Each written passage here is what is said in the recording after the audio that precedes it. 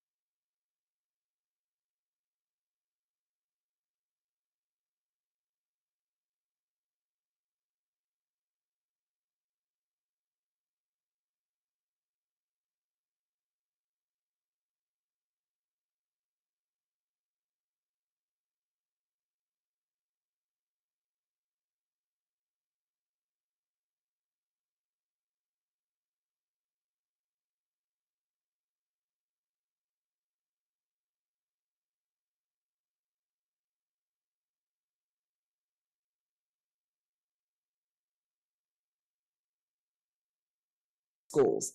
She's back to speak with us about those all famous SSL hours. Welcome back to the show, Donna. Thank you so much, Sandy. I'm so happy to be here with you.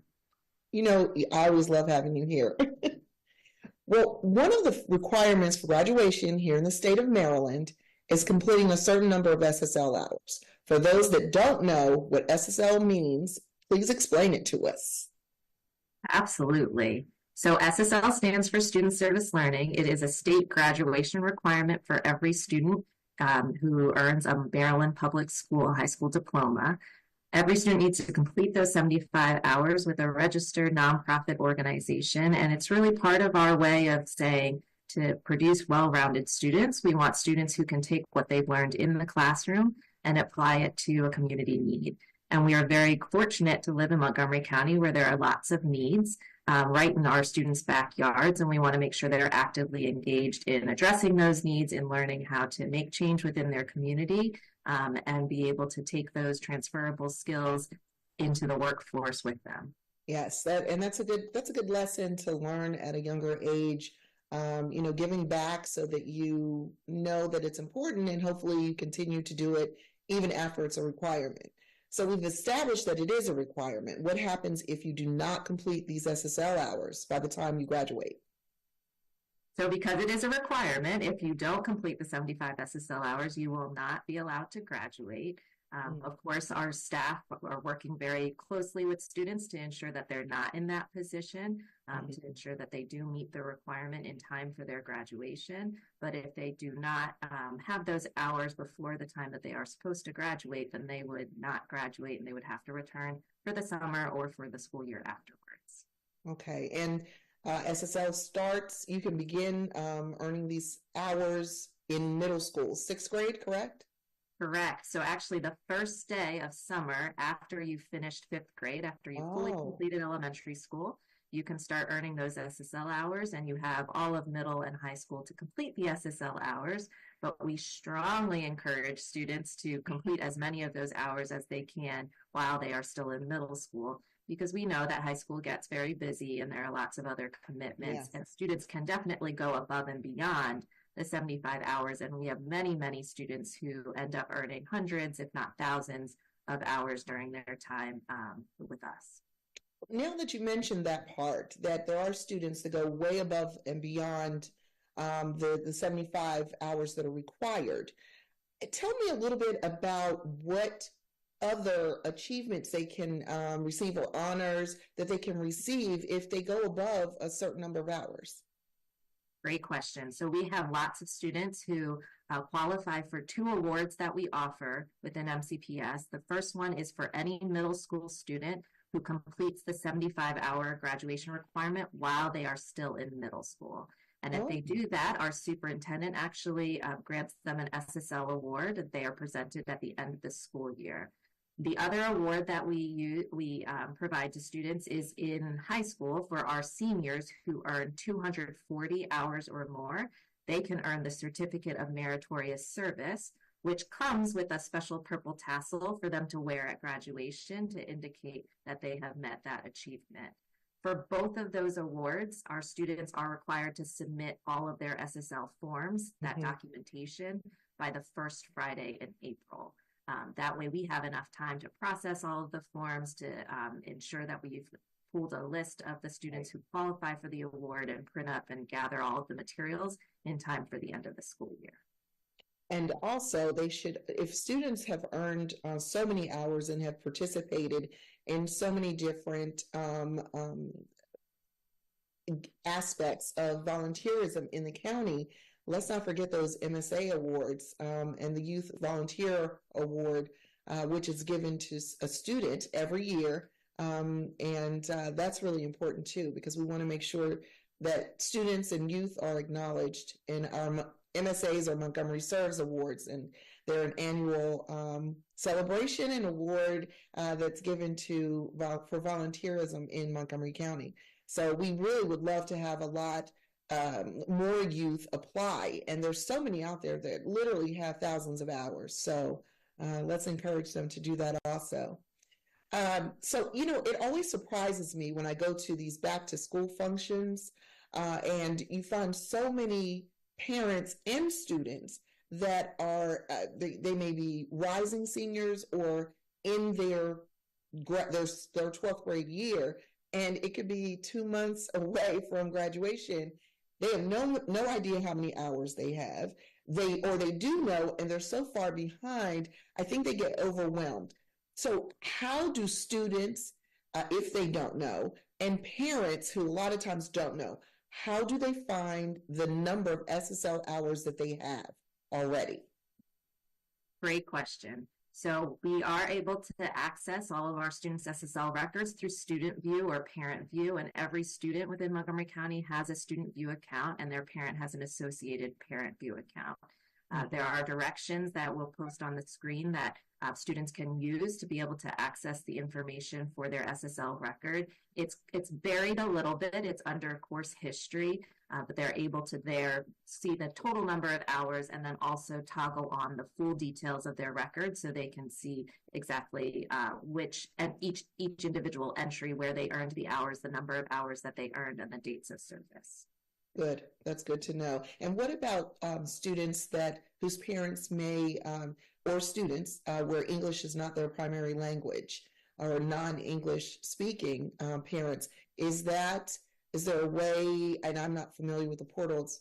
It's unfortunately been 100 years since I had a student at MCPS. But is there a way for them to find out the information in another language, or go to the school? What would you recommend? So the hours are listed in that parent portal and that student portal. I believe that they can select their language preference, but I'm not entirely sure about how that process works. I would direct them to the schools to contact them for that information, and the school staff would definitely be more than willing to walk them through that process.